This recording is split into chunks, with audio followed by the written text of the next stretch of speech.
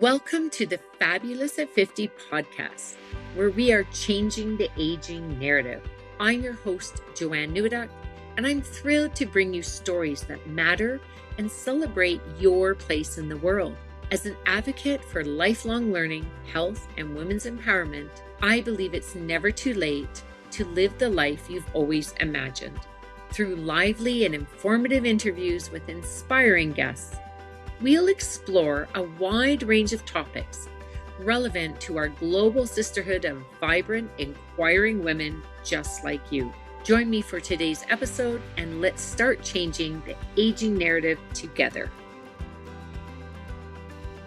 Hello, everyone, and welcome to today's episode. I have an absolute powerhouse, very interesting woman on, visiting us from Iceland, calling in from Iceland to Calgary. And I've been quite fascinated with their story. So I'm thrilled when we connected and said, let's do this interview. So Sigrun is on a mission to accelerate gender equality through female entrepreneurship. She is an award-winning business coach, international speaker, best-selling author, and host of the highly rated Sigrun Show podcast. So she's used to being on the other side. So I'm thrilled that I'm going to be the one doing the interviewing, and we get to hear a little bit more about her story. She's been called the leading business mentor for online entrepreneurs in Europe. Originally from Iceland, she has spent half her life outside of her own country, studying and working in Germany, United Kingdom, and Switzerland.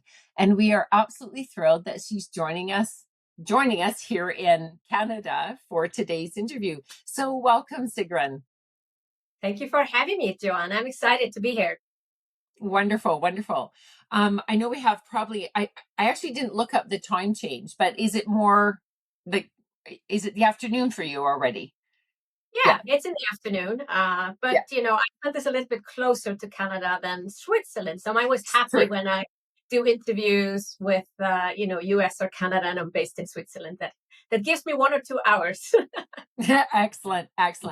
Well, everyone that's interested, please go and read her full bio. It's very fascinating. And one of the things I just want to pull out of that right away is you weren't always in business necessarily, and you have kind of an interesting story to getting into business and then ultimately helping women. But you did a really big gutsy move at one point in time, like a big gutsy, like, I'm going to just make this call and go for it. Can you tell us a little bit about that? Well, yeah, I when I was a small girl, I actually wanted to be an architect, and I followed my path and became I studied architecture, and I'm a licensed architect, but I've never worked as such. Really? Not after graduation, only during, a summer job or a holiday job. And what happened was that I realized that this was not the thing. Like, studying was fantastic. I loved the mixture of art and science. It was really like my creativity, but also my math brain. I loved the combination of the two. But then I started to work in my holidays in architecture offices, and it was not as dreamy as I thought it would be. There's a lot of things, and I guess that's any job. But I guess Yes. as me, as a young woman in her 20s, I had expected something more exciting to happen. And it was too much of meetings, too much compromises, very little design. I think it's like 1% design. And if you're not the lead designer of the architecture office, if you are just an employee or an assistant, you get to do very little design. And I was like, oh, this is not my future. And I also there was a little voice, and I don't know if that voice is true or if this was just the negative lizard brain in my head. I did not see myself become one of the big architectural stars. And that could be a limiting belief, but I guess I didn't have the self-confidence to truly believe in that I could really make it and have my own office and win competitions and actually do the work that I thought I would do when I started to study. So I moved over to computer science. It was a time where the internet was taking off, and that felt like a very exciting field. And so, It was. It really was. It was a whole new frontier for everyone. I forgot every time how you would send an email, because we had Unix machines at the university and I did not have a computer at home. And you had to click, I think, Control K and X to send off an email. And a week later, I want to send the next email and I had forgotten what keys to use. Luckily, there was a little guide next to the computer to teach you how to do it. But it was a very exciting time. And quickly, I was doing 3D, 3D designs, and I was doing my own website. And they had a course that was on doing virtual reality. And I dove into that, and from architectural perspective, that was very exciting, and that was my entrance into computer science. And then I decided to move back. I was studying to Germany. I decided to move back to Iceland, and I got a job in a computer company, like in a software company, developing. This is before Google Maps. They were creating maps in Flash, with Flash technology from Adobe.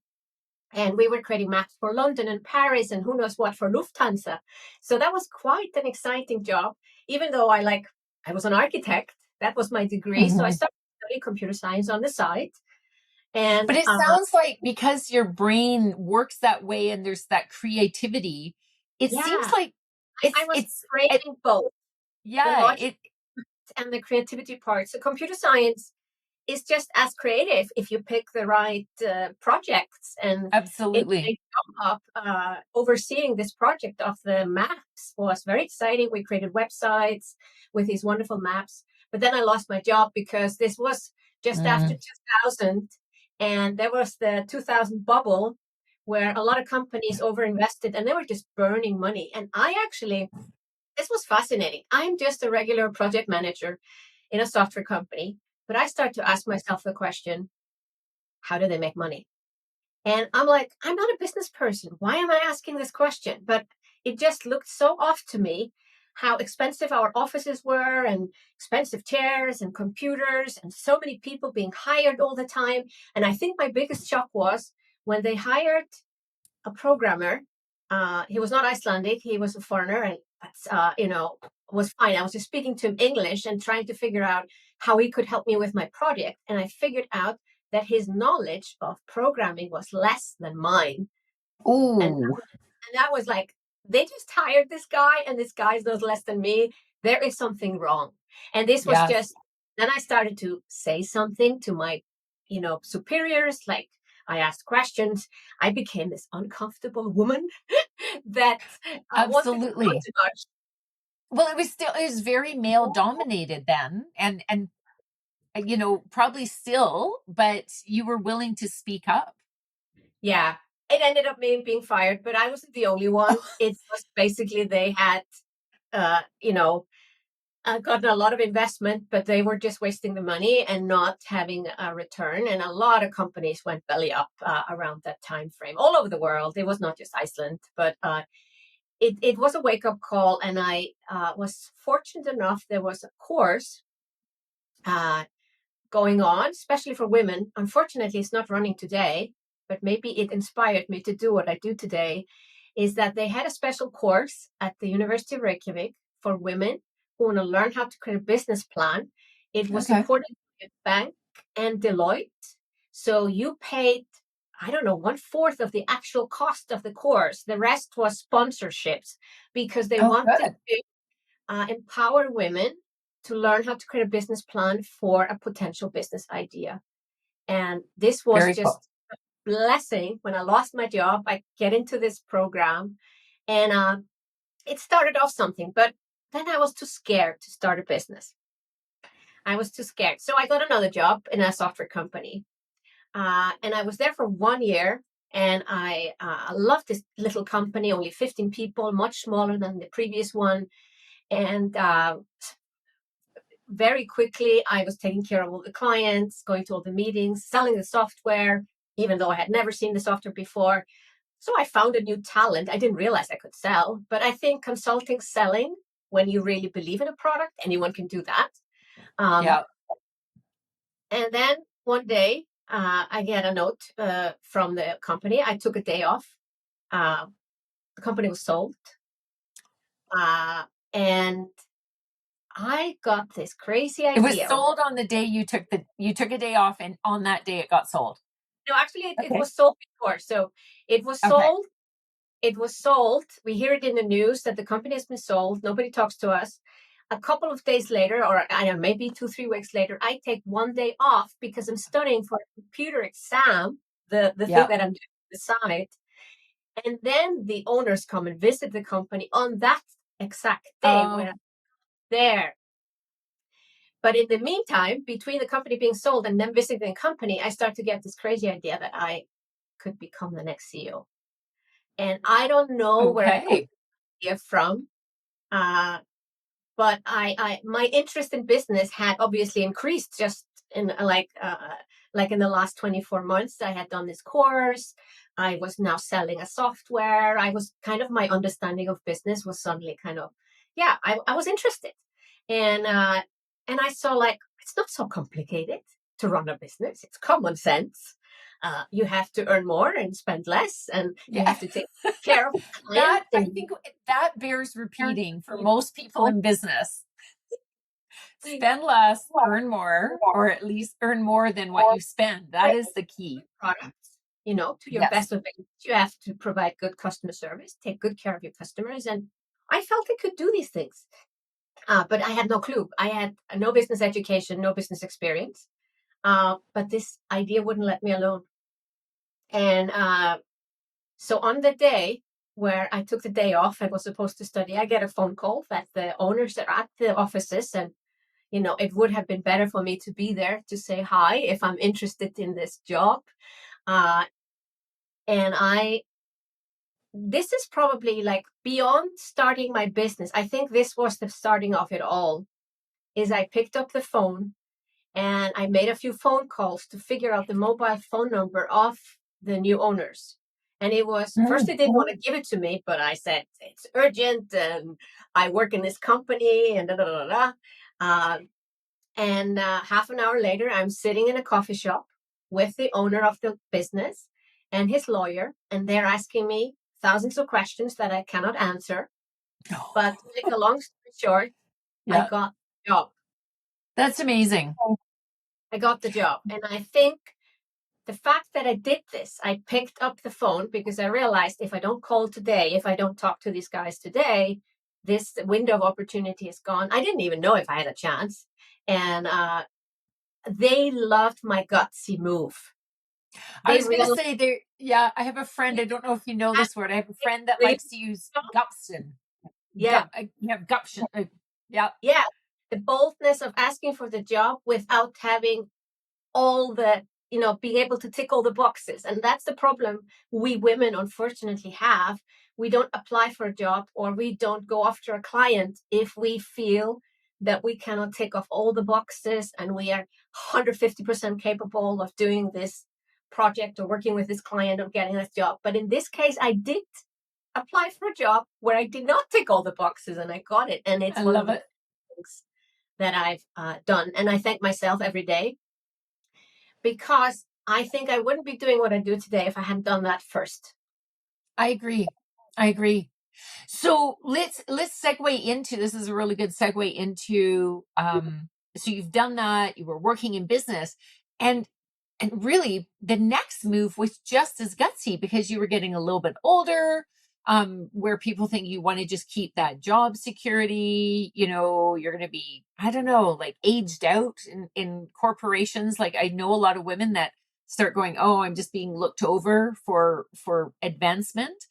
But you took another bold move, and it's led you to what you're doing now. Just share briefly on that, because I know I have a few other questions I want to Yeah. ask you. So I worked almost 10 years in small IT software companies. The first 5 years for the same owner, was a wonderful mentor to me.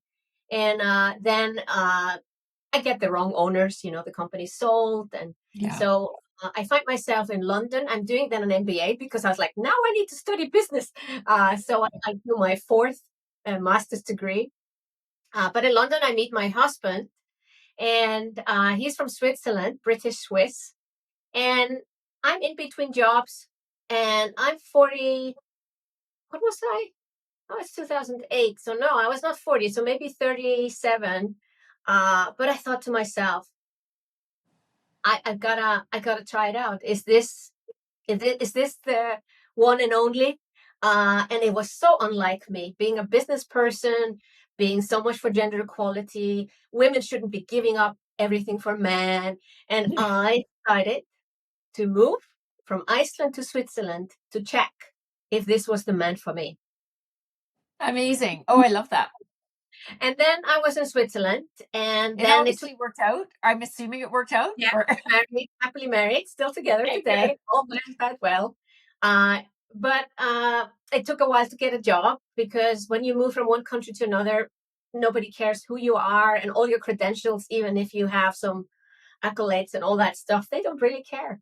So it took me Yeah. a while, and I got a job in a small company. But the thing is, I was like a project manager in a medical technology company. I was not the CEO. I was not in charge. And it was long That'd be a hours. hard step. Yeah, it was Yeah. like that, stepping down, definitely. But the salary was good, and I felt this could be a good stepping stone. So I looked at it as a Fair enough. stepping stone. I was not too worried. First, it was just important to have a job. But because due to the long working hours and me not having to see clients or taking care of team members, I was just sitting at my desk all day. And I started to get sick, and I had felt pain in my neck, Mm, shoulder, pinching ear pain, headaches, and I didn't connect it to the job right away. So right. I would say, well, I'm going on summer holiday for 3 weeks. Maybe this is just gone when I come back, and it got worse.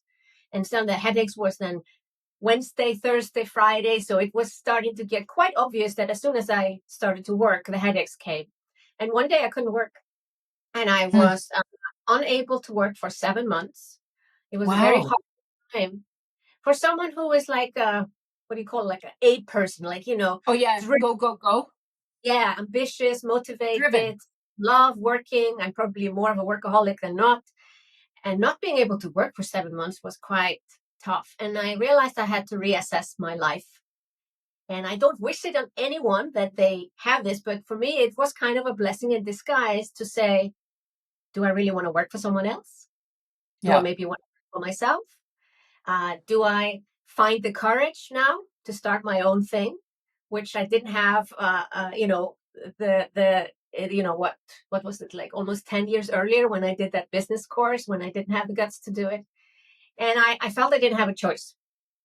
Hmm. That was basically my conclusion. I did get a job after I started to recover, but I was there for 12 months. It was pretty much written in the A stars stepping already. stone. Yeah, yeah, it was a stepping stone. It was just like, oh, it was a home office job. So that was also kind of like getting used to working from home. Uh, and I said, this is it. And I did a startup course with like a local government like a thing to learn the local regulations. And I founded my company without having clients. And there I was. This has to work. And because it's not like one incident, like that phone call that I talked about earlier, it feels different because it's such a long period of taking the decision. But it became clearer and clearer that I do not have another choice, like for my health. Yeah. Also, living in Switzerland, I was missing my parents and my family in Iceland. And you get 20 days holidays in Switzerland if you work for someone. And I'm like, so 20 days a year, I can see my family in Iceland. Like, we didn't have home office concept back then. That was 10 years ago. Right. It would be more normal to split your time between two countries and have a full-time job. But uh, to me, the only option to take care of my health and potentially live in two countries, which would be an absolute dream, was to have my own business. So I decided my lifestyle first. I had no clue what I was going to do. Yeah. And then brought that in. And so now what you've been doing, so you're still going back and forth, living in two countries. Yeah. Yes. And Yes. so you get the time with your family, but you also get that excitement. Does your husband come with you each time, or does he have to stay in Switzerland for his job? Well, he had a pretty senior job at one of the large worldwide IT companies. which was comforting when I was starting my business, because I was, he could support me in the beginning, but I was very, I was like, I'm going to make this within, I don't know, 6 months or 12 months, that I don't want to be supported by man. I want to do this on my own. Yes. I was in year 3 in my business. And I had crossed the $200,000 mark in revenue. I was going for the 300,000, and my husband tells me, I think I'm going to lose my job. They're doing some restructurings. And I'm like, no, you've been there 10 years. I can't believe they let you go. I think I'm the next. It's just made sense. Just I've had that feeling. I've survived 15 restructurings. The next one, that's going to hit me. And I'm like, no, no, no, no. Yeah, but you're making money and you can, provide for us. And I'm like, what? He was right. He lost his job. He got a good package. Like, I think he got a salary for 9 months or so. So there was some time to adjust to this. But since then, he's not gone back to work. So basically, I retired my husband, and he works part-time in my I business, and love part-time he enjoys lives and play golf and does some investments. That's awesome. I mean, I love how far you've come, and really, I think younger women might be looking at it going, what's the big deal? But we come from, like, you're a little bit more at the tail end, where it was very, very male dominated. And the fact that you just kept pushing and going, no, I'm just going for it, to say, I'm going to become like a business coach. Now, you focus on your clients are females, right? Yes. And are your clients, because I want the listener to really get that you're working with women that a lot of them might be like you, where they had a different career, and later in life, like, because the focus of our show often is changing the aging narrative. And the aging narrative was, you get your job, you do your job, you retire from that job, and you kind of go on and you're retired. But that's changing so much now. People sometimes leave that job earlier, or even if they go, excuse me, right to retirement, afterwards they're like, well, I still have like decades of life left in me, and they're getting into entrepreneurship. So what is it that you're doing? Does someone come to you like already with a job and you're helping them upscale it, or do people come to you and just go, I'm starting fresh, help me out? I'm just curious. I think it's 50-50. I actually Okay. did a test in our recent campaign. I asked right at the start, do you already have a business or do you not have a business? So it was 50-50. And Interesting. the trend, when I started off, I felt my clients were 30 plus, maybe 40 plus, like my age, and they're growing with me. I get more and more older women. I would say some of the clients, they have a wake up call when they have the kids. Mm, That's women used to be in the 30s, but we know that's also now 40s. Uh, yep. and they especially have a wake up call with a second child. First child, that's okay. But second child, they realize, do they really want to go back? And Hmm. to a job that maybe they have to fly out on a Sunday for a meeting on Monday, and they don't want to do that anymore. Yeah. But I would say more and more of the women that I work with today is like, they just also have another wake up call. It's not related to the children necessarily, but more like, is this what I want to do? Like, is this my life? Do I maybe want to have more freedom? The word freedom and flexibility comes up a lot more for women than men. Men are more like money driven, and women are thinking about lifestyle. And it's a bit like myself. Like, I was no longer like, after my sickness, I was no longer like, oh, I want to be CEO of a 100 people company or a 200 people company, 500. I'm like, my health, seeing my Yeah. parents. My Yeah. parents are 80. I want to be there for them. So it changes. And I don't know how old we need to be, 40 plus, 50 plus, but it comes a time where like, I don't want this life. I want a different Yeah. life. And maybe I can have that different life still with the same income, but more flexibility, because, entrepreneurship, there are so many options. And talking about what these Absolutely. do, Although uh, I have to laugh, just because you always hear the joke, basically, if when you when you become an entrepreneur, you just work for an insane boss because you're working for yourself.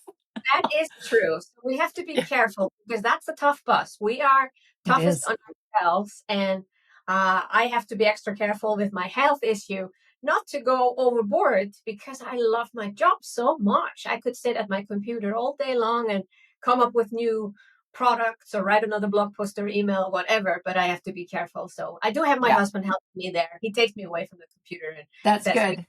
go for a daily walk or watch a TV show or go out for dinner or something. So it's good I to have have the some same thing. With accountability.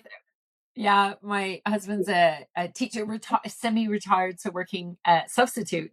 And when Yeah. he's off, it's March break right now, and I go, for I know you take the dog for a walk, but you need to take me for a walk. You need to walk, not sneak out. Oh, she's working. Go.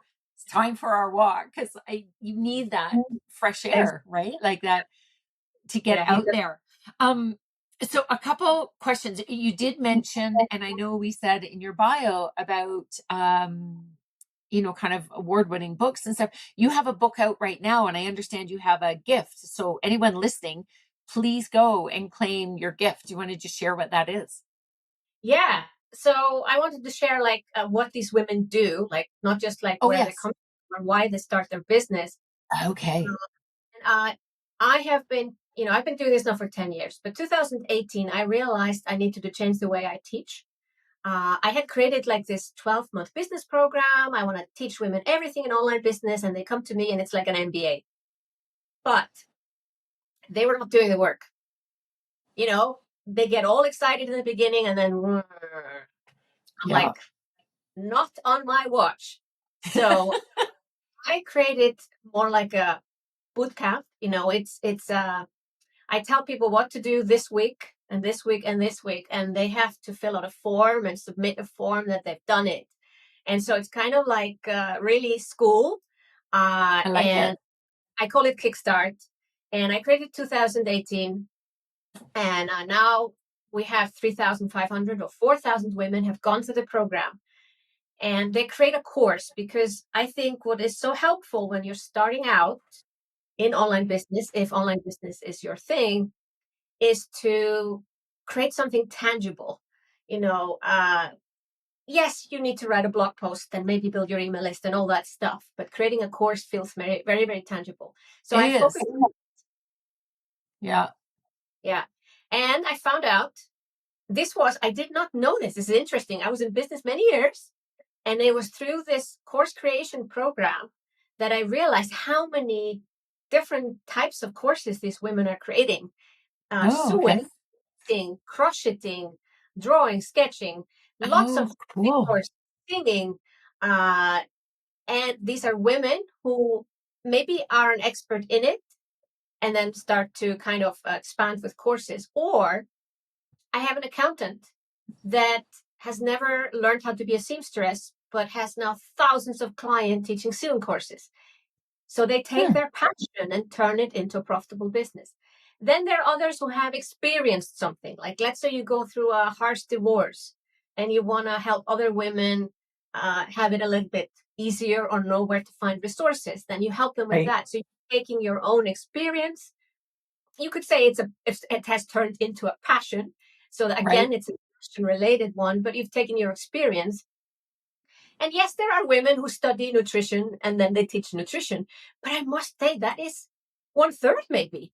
So Okay. many rediscovered themselves, taking their life experiences and turned that into something profitable. So I'm saying that the world is your oyster. Like, you do not have to take the thing that you learned or studied or what you did at the work. You can start with something brand new. And then women Yeah. say, oh, yeah, but I'm not an expert. I'm like, if you're two steps ahead of your clients, then you are for them an expert. And you Yeah. do not, in most cases, I'm not talking about therapy or something sensitive like psychology. In most cases, you need nobody's permission to teach what you want to teach or help anyone. Yeah. And people, what I've known in business too is it's so easy to go into, well, there's other people teaching that. And I go, well, when you walk into a mall, is there only one clothing store? Like people are drawn to different styles.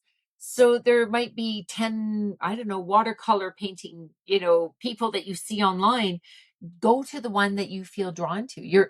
There's like billions of people in this world. So I love that you're doing that. So you would, in this boot camp, you step by step teach them to do the online course. Yeah. And are you doing this live, or is now this an online course that teaches them an online course? I'm kind of curious because Yes. that's often the way it goes. Yeah. Well, we probably have so much support. I don't know any other online course that has so much support. The modules are pre-recorded, like my part is done. Yeah. Actually, this year I'm redoing all my programs due to AI and all the changes we have in the world. Yeah. Do need to update my programs from time to time, and then I record them again.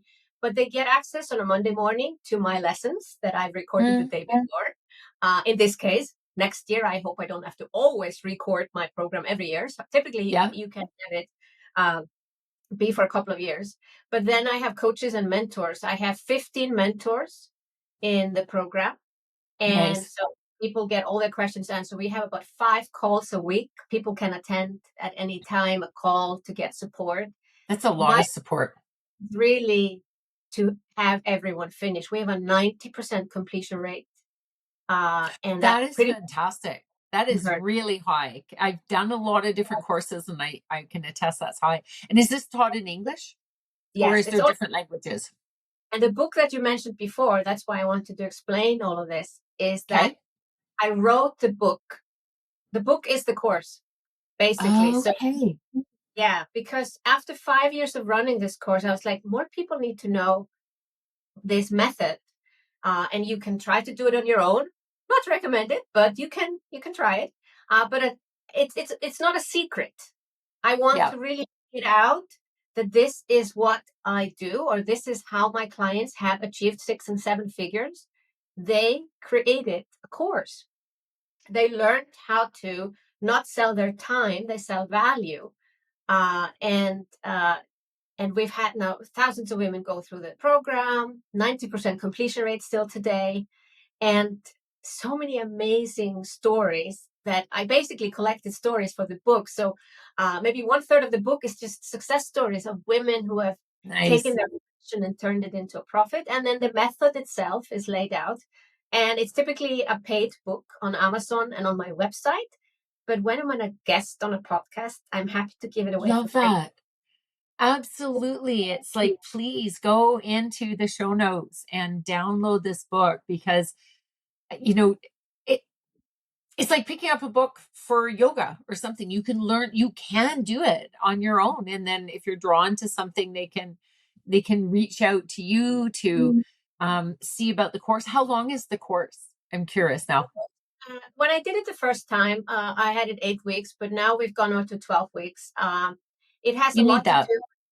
It has a lot to do with that. It takes time to promote a course. Like they create the course in the program. It's not that I Nice. teach something and then you have to do it afterwards. You Right. do everything in during the The- program. Therefore, it takes time to market a program, a course. Right. So And you extend it. teach them how to market it because that's the other thing that so many women when I run into, they're like, I have this great idea or have this product, but they're like, how does anyone, they don't understand the marketing side because it's constantly changing. But I would know that with your team, you're keeping up with what are the new trends. Yeah, yeah, yeah. Yeah. And so yeah, we Fantastic. are currently running the program, and I'm just like, it's such a joy. Like yes, when you're a business coach, you help people make money or women make money. But what gives me the most joy is to see women have more self confidence. Yes. Yes. I don't know if anyone's told you this, but when you get into sharing about your passion, you literally start to glow, which is beautiful, right? It's so beautiful. I appreciate you so much and what you're doing for women all around the world. And so just to end off, because I'm sure there's some women on listening now that are going, oh, this sounds good. So I'm curious now, do you have certain intakes for this course and it runs for 12 weeks? Or is it you can join it anytime and when you're in there, you just go for those 12 weeks? Like, or do you have certain intakes? Because it's so intense to run, as I said, I have myself and I have a coach and I have 15 people, mentors, women who have done the course and they come back. Like and they used to volunteer, but now I pay them. But I have now women with me, mentors for 3 years. They have their own business. They are busy. They have children and families, but they come back and teach the course with me because they love it so much. I love it. And because of all this massive support, we can only offer this program once a year.